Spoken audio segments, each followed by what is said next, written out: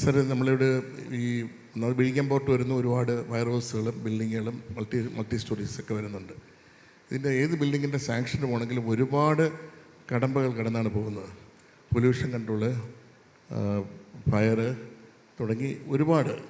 അപ്പോൾ പിന്നെ ഇപ്പോൾ കോർപ്പറേഷൻ വന്നാൽ തന്നെ അവിടെ എല്ലാ സീറ്റിലിരിക്കുന്ന എൻജിനീയേഴ്സ്, ബിൽഡിംഗ് ഇൻസ്പെക്ടർ തൊട്ട് ഓവർസിയർ തൊട്ട് അസിസ്റ്റന്റ് AE തൊട്ട് AXE തൊട്ട് ഇതെല്ലാം കടന്നു വരുമ്പോഴത്തേക്ക് ഒരു സാങ്ഷൻ വരുമ്പോൾ കുറഞ്ഞത് ഒരു വർഷത്തെ സമയം എടുക്കുന്നുണ്ട്. അപ്പോൾ ഇൻവെസ്റ്റ് ചെയ്യാൻ വരുമ്പോൾ ഉള്ള ഏറ്റവും വലിയൊരു പ്രതിസന്ധിയാണ് ഇത്.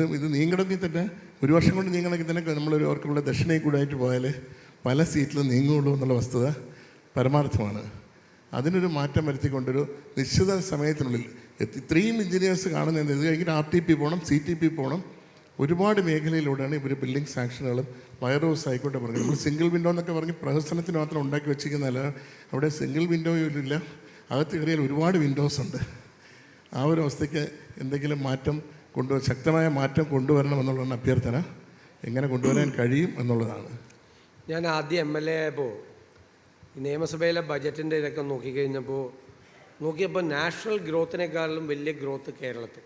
അപ്പോൾ എനിക്ക് വലിയ അത്ഭുതം, ഇവിടെ ഒന്നും നടക്കുന്നില്ല, ഗ്രോത്ത് റേറ്റ് കൂടുതൽ. അപ്പോൾ മനസ്സിലാക്കി അന്വേഷിച്ച് കണ്ടുപിടിക്കാൻ പോയപ്പോഴാണ് കൺസ്ട്രക്ഷൻ രംഗത്തുണ്ടാകുന്ന ആ ഒരു ബൂമാണ് കേരളത്തിൻ്റെ ഗ്രോത്ത് റേറ്റ് നാഷണൽ ആവറേജിനേക്കാൾ മീതെ നിർത്തിയത്. അപ്പോൾ കേരളത്തെ സംബന്ധിച്ചിടത്തോളം കൺസ്ട്രക്ഷൻ ആയാലും ഇൻവെസ്റ്റ്മെൻ്റ് ആയാലും അത് ഏറ്റവും വളരെ പ്രധാനപ്പെട്ടതാണ്. ഈ കാര്യങ്ങൾ നമ്മൾ മുൻകൂട്ടി കണ്ടുകൊണ്ട് ഈ പ്രശ്നം നമ്മൾ ഈ സിംഗിൾ വിൻഡോ എന്നൊക്കെ പറയുമെങ്കിലും ആളുകളെല്ലാവരും വിഷമിക്കുകയാണ്.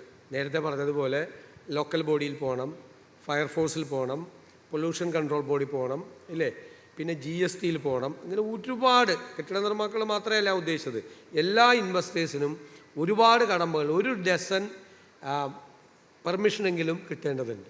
അത് ഓരോ ഓഫീസിലും കയറി ഇറങ്ങി ചിലപ്പോൾ അവരുടെ പോയി ഇറങ്ങേണ്ട ഒരു സംഭവമാണ്. ഞങ്ങൾ ഉദ്ദേശിക്കുന്നത് ഒരു ഡാറ്റ ഡ്രിവൺ ഗവേണൻസാണ്. അത് ഗവർണറുടെ നയപ്രഖ്യാപന പ്രസംഗത്തിൽ അത് ഡിക്ലെയർ ചെയ്തിട്ടുണ്ട്.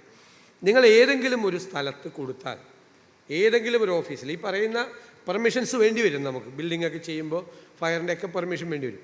പക്ഷെ ഒരു സ്ഥലത്ത് കൊടുത്താൽ അത് അവിടെ നിന്ന് ബാക്കിയുള്ള സ്ഥലത്തേക്ക്, അവിടെ നിന്ന് ഓട്ടോമാറ്റിക്കായി ബാക്കിയുള്ള സ്ഥലങ്ങളിലേക്ക് അവരെത്തുകയും അവിടെയുള്ള കൺസേൺ ഉദ്യോഗസ്ഥന്മാർ ഇത്രയും ദിവസത്തിനുള്ളിൽ അതിൻ്റെ ആ റിപ്പോർട്ട് സമർപ്പിക്കുകയും ചെയ്യണം എന്നതാണ് നമ്മൾ ഉദ്ദേശിക്കുന്നത്. വളരെ വേഗത്തിൽ, നിങ്ങൾ ഉദ്ദേശിക്കുന്നതിനേക്കാൾ അപ്പുറത്തെ വേഗത്തിൽ ആ പെർമിഷൻസ് എല്ലാം കിട്ടുമെന്നും നിങ്ങൾ കൊടുത്ത സ്ഥലത്ത് നിന്ന് എവിടെയാണ് നിങ്ങൾ ആപ്ലിക്കേഷൻ സബ്മിറ്റ് ചെയ്ത് അവിടെ നിന്ന് നിശ്ചിത ദിവസത്തിനകം, പലതിനും ഡേറ്റ് മാറ്റേണ്ടി വരും. ചിലതിന് നമുക്ക് 2 ആഴ്ച വയ്ക്കേണ്ടി വരും, ചിലതിന് നമുക്ക് 1 മാസം വയ്ക്കേണ്ടി വരും.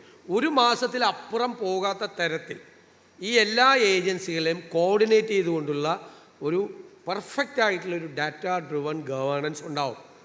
മുഖ്യമന്ത്രിയുടെ ഓഫീസും വ്യവസായ മന്ത്രിയുടെ ഓഫീസും കൂടി കോർഡിനേറ്റ് ചെയ്തിട്ടാണ് ഇൻവെസ്റ്റേഴ്സ് സെല്ല് വരുന്നത്.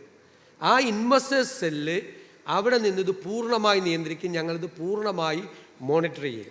ഞാൻ കരുതുന്നത് ഒരു 3 മാസത്തിനും 6 മാസത്തിനും ഇടയിൽ ഇത് പൂർണ്ണമായി ഇംപ്ലിമെൻ്റ് ചെയ്യാൻ പറ്റുമെന്നുള്ളതാണ്.